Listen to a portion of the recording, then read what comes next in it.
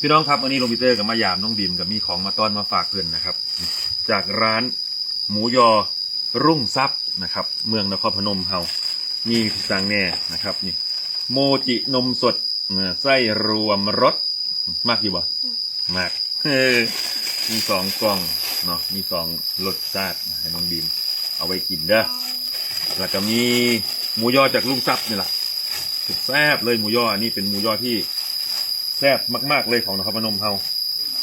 มอบให้น้องบีมเด้อขอบใจเด้อเลยและขาดบ่ได้เลยครับพี่น้องครับอันนี้คือของแซ่บเมืองท่าแขกแข็งขมวนนะครับแจ่วแซ่บแม่พรทิพย์นะครับ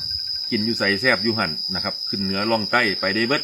มอบให้น้องบีมนำกัน2 กระปุกอีกเอาไว้กินเด้อเอามีความสุขหลายๆเป็นตะแพงอย่าขอมือเลี้ยงพี่น้องเลยเอาสิไปเลี้ยงไว้จนเราใหญ่พุ่นละนะเพราะว่าอย่างเกือบไม่ต้องซื้อหลายนะครับซื้อคูนี้น้อยนี่เยอะมีเยอะขนาดกางเกงเด็กน้อยก็มีหลายขนาดพี่น้องเลยโดยเฉพาะเสื้อผ้านี่สิซื้อให้คักๆเลยขนาดจังสิเอามาต้อนเพื่อนนะครับหู้แล้วบัดนี้หู้ขนาดโตเพื่อนแล้วนะครับขอบใจลูกปีเตอร์เด้อที่ซื้อขนมมาฝากขนมโมจิแล้วก็อันหมูย่อแล้วก็แจวแซ่บแห้งแล้วก็ร้ายแห้งซูมปีเตอร์มายามแค่นี้